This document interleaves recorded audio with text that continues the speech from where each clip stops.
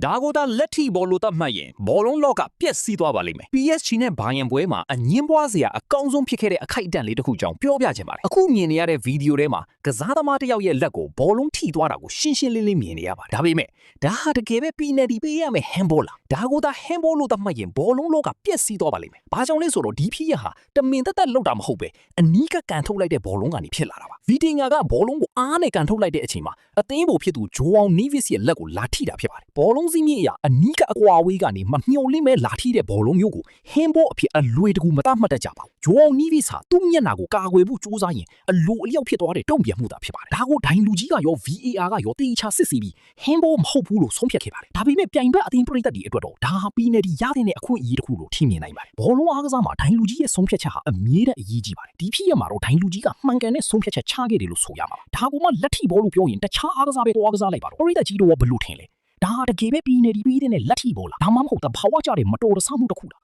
ကိုမမဝင်ရောက်ဆွေးနွေးသွားကြပါဦး